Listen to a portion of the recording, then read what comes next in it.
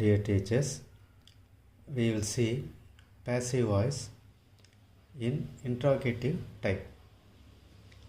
இந்த passive voiceல பார்த்தீங்கன்னா நம்ம வந்து ரெண்டு கண்டுபிடிக்கணும். முதல்ல passive verb கண்டுபிடிக்கணும், அதுக்கப்புறம் passive structure கண்டுபிடிப்போம். இந்த passive verb பொறுத்த வரைக்கும் பெரும்பாலும் நம்ம வந்து OV by S இந்த ஸ்ட்ரக்சர் தான் வச்சுருப்போம். இது interrogative டைப்புங்கிறதுனால அந்த பி வேர்பை மட்டும் முன்னாடி கொண்டு வந்துடுறோம். அதாவது O plus be verb plus V3 plus by plus subject. இதில் கொஸ்டின் டைப்புங்கிறதுனால இன்ட்ராகேட்டிவ்ங்கிறதுனால அந்த பி வேர்பை மட்டும் ஆப்ஜெக்ட்டுக்கு முன்னாடி கொண்டு வந்துடுறோம். அப்போ ஸ்ட்ரக்சர் என்ன இருக்கணும்? Be verb plus object plus V3 plus by plus subject plus question mark. இப்போ we will go to the examples. Are you writing the test? இதில் verb எடுத்து எழுதிக்கிறோம். ஆர் ரைட்டிங் இருக்குது. ஆர் ரைட்டிங்கிறது என்னன்னு பார்த்தீங்கன்னா ஐஎன்ஜி இருக்குது. அப்போ இது செகண்ட் டைப்பு. அப்போ செகண்ட் டைப்புக்கு வந்து என்னென்ன வரலாம்? Be verb plus being plus V3 இதான் ரூலு. இதில் is being written third person present singular, am being written ஐக்கு, ஆர் பீயிங் ரிட்டன் ப்ளூரல் வரும். இப்போ நமக்கு வந்து ஆப்ஜெக்ட் என்ன இருக்குதுன்னு பார்த்தீங்கன்னா த டெஸ்ட்டுங்கிறது ஆப்ஜெக்ட்டு. த டெஸ்ட்டுங்கிறது பார்த்தீங்கன்னா தேர்ட் பர்சன். அதுக்கப்புறம் இது ப்ரெசன்ட் கண்டினியூஸுங்கிறதுனால டிக்கு, அதுவும் ரைட்டு. மூணாவது பார்த்தீங்கன்னா சிங்குலர், டெஸ்ட்டுங்கிறது சிங்குலர், அப்போ அதுவும் நமக்கு டிக்கு. அப்போ மூணுமே டிக்காக இருக்கிறதுனால நம்ம ஈஸ் பயன்படுத்திக்கலாம்.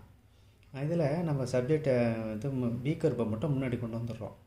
அப்போ ஈஸ் அடுத்தது object the test being written by you question mark. அடுத்தது will you write the test.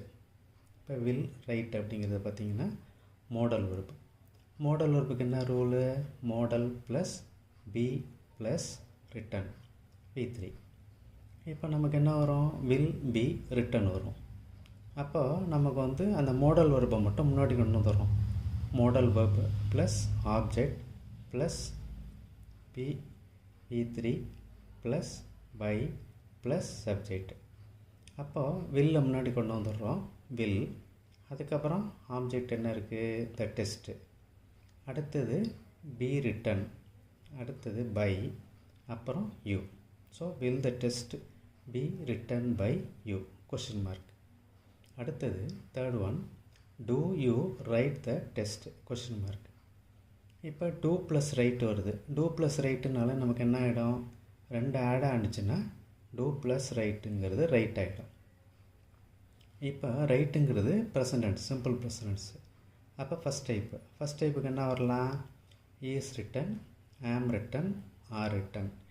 Is ரிட்டனுங்கிறது third person present tense singular, am ரிட்டனுங்கிறது ஐ, ஆர் ரிட்டனுங்கிறது ப்ளூரலுக்கு வரும். இப்போ டெஸ்ட்டுங்கிறது ஆப்ஜெக்ட்டு, அது என்ன person? Third person present tense singular, அதனால் எதை யூஸ் பண்ணுறோம்? ஈஸ். அடுத்தது object the test, is the test. மூணாவது V3 ரிட்டன், அடுத்தது பை, அடுத்தது you question mark. So the answer will be is the test written by you question mark.